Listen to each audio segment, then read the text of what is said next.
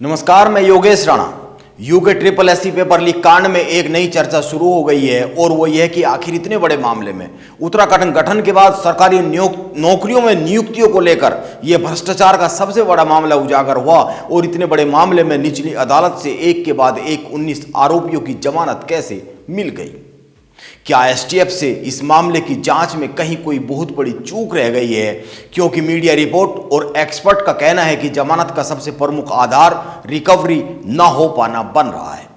अब लगातार जमानत की खबरों से उत्तराखंड की धामी सरकार सतर्क हुई है और मुख्यमंत्री पुष्कर सिंह धामी ने एसटीएफ को जमानत के खिलाफ हाई कोर्ट में अपील करने को कहा है, जिसकी तैयारी भी शुरू हो गई है। लेकिन यह तैयारी एक और नए सवाल को जन्म देती है और सवाल यह है कि क्या यह फैसला सही है। यह एक सवाल तो बनता ही है और यह सवाल इसलिए बनता है क्योंकि मान लो हाई कोर्ट में जमानत के खिलाफ अपील टिक नहीं पाई तो फिर क्या। यह इसलिए महत्वपूर्ण सवाल है और ऐसा नहीं है कि हाई कोर्ट जाने की तैयारी में लगी जांच एजेंसी एसटीएफ के सामने यह सवाल नहीं उठ रहा होगा। हो सकता है वहां पर इस सवाल के हल की दिशा में कोई काम शुरू हो गया हो। वह सवाल तो वहां भी बन ही रहा होगा, यह डर तो वहां भी सता ही रहा होगा कि यह मामला हाईकोर्ट में किस दिशा में जाएगा।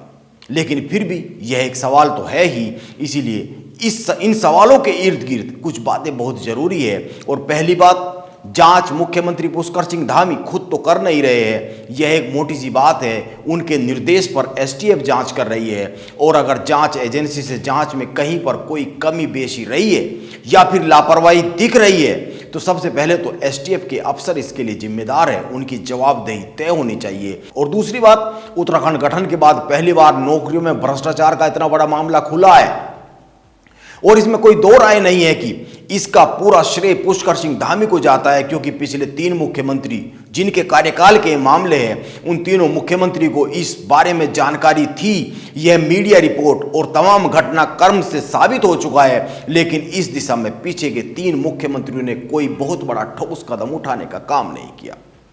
हालांकि विजिलेंस को जांच सौंपी गई, कमेटियां बनी, लेकिन जिस तरीके से परत दर परत अब यह मामला खुलता चला गया, इस तरह का कोई काम हुआ नहीं है। अब यह बहुत ही साफ सी तस्वीर बन चुकी है जिसके आर पार आसानी से देखा जा सकता है। इसीलिए जरा सी नरमी की गुंजाइश किसी भी लापरवाही करने वाले अफसर या किसी अन्य के खिलाफ अब बनती नहीं है।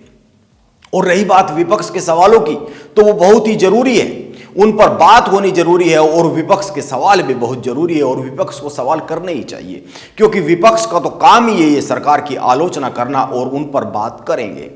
नेता प्रतिपक्ष यशपाल आर्य और कांग्रेस के प्रदेश अध्यक्ष कर्ण मेहरा क्या गंभीर सवाल उठा रहे हैं, उन पर बात करेंगे। लेकिन पहले कुछ बातों पर गौर कर लेते हैं।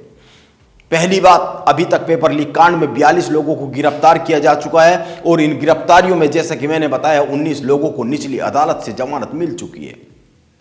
इनमें से 7 लोग तो वो है जिन पर गैंगस्टर एक्ट भी लगाई गई है।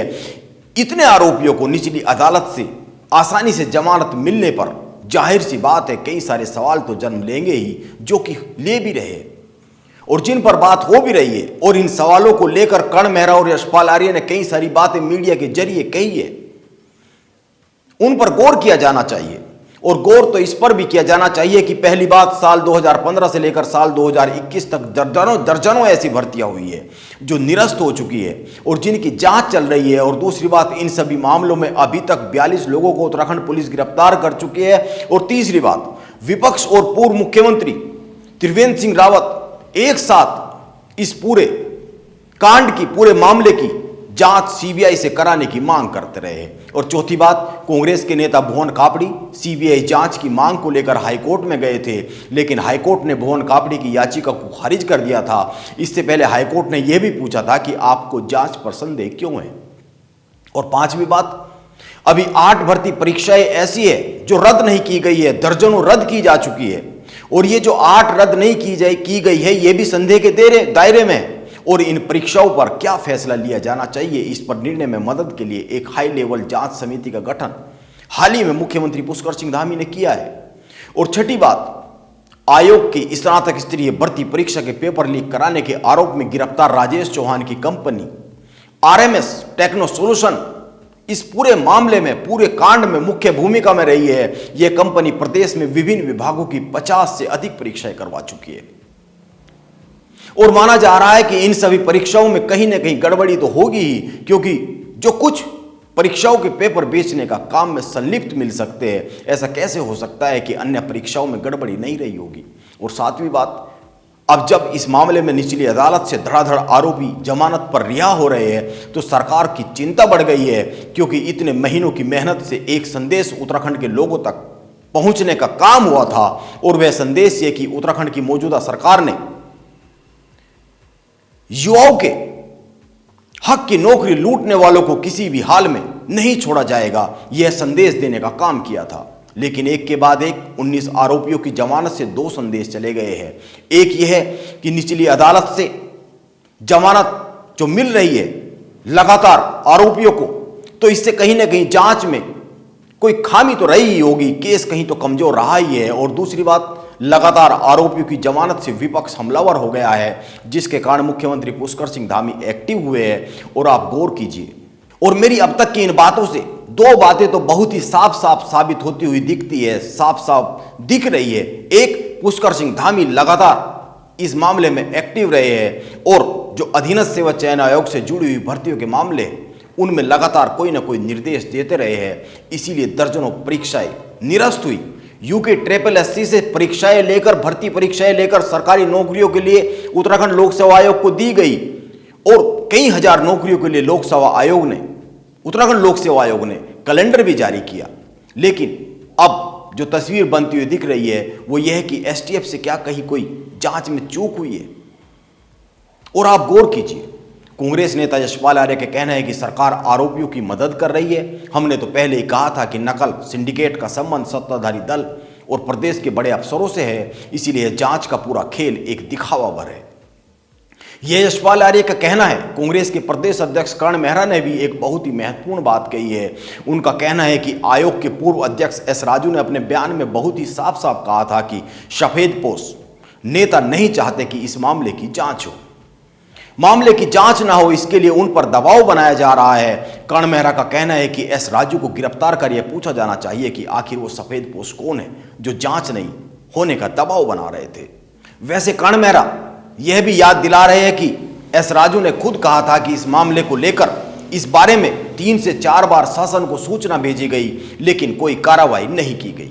वैसे कर्ण मेहरा की बातें महत्वपूर्ण है, इन पर गौर किया जाना चाहिए। लेकिन एक बात और है जिस पर गौर किया जाना चाहिए, और वो यह है कि आरोपियों को निचली अदालत से लगातार मिल रही जमानत को लेकर धामी सरकार बड़ी सतर्क हो गई है। मुख्यमंत्री पुष्कर सिंह धामी के कहने पर एसटीएफ ने जमानत के खिलाफ हाईकोर्ट जाने का फैसला लिया है। यह सब बातें ठीक है, लेकिन एक सवाल तो इस पूरे प्रकरण पर खड़ा हो ही रहा है, और वो यह है कि आखिर एसटीएफ से जांच में कहां पर चूक रह गई जो आरोपियों को इतनी आसानी से जमानत मिल जा रही है। और दूसरी बात, इस बात को नजरअंदाज नहीं किया जा सकता कि उत्तराखंड में सरकारी नौकरियों को लूटने का काम बहुत सालों से लगातार होता रहा है, और मुख्यमंत्री पुष्कर सिंह धामी ने मौजूदा दौर में, मौजूदा सरकार ने एक साहसिक फैसला लेकर इस मामले में इतनी सारी भर्तियों को निरस्त करने का काम किया, इतनी सारी भर्तियों की जांच शुरू करने का काम किया, और उनकी सरकार ने इतनी सारी भर्ती परीक्षाओं की जांच की इजाजत दी, और तमाम राजनीति से जुड़े लोग, अफसरशाही से जुड़े लोग और नकल माफिया से जुड़े बड़े संख्या में लोगों को गिरफ्तार किया गया। मुख्यमंत्री पुष्कर सिंह धामी अक्सर कहते हैं कि उत्तराखंड को भय और भ्रष्टाचार से मुक्त किया जाएगा। अब उत्तराखंड गठन के बाद इतना बड़ा काम प्रदेश में हुआ, लेकिन क्या यह काम एसटीएफ की कमजोर जांच के कारण चिंता में पड़ता हुआ दिख रहा है? यह एक सवाल है जो पैदा तो हो ही रहा है। इसीलिए अब यह देखना महत्वपूर्ण होगा कि हाईकोर्ट में जाने के बाद इस पर क्या फैसला आता है। नमस्कार, आप बने रहे मेरे साथ।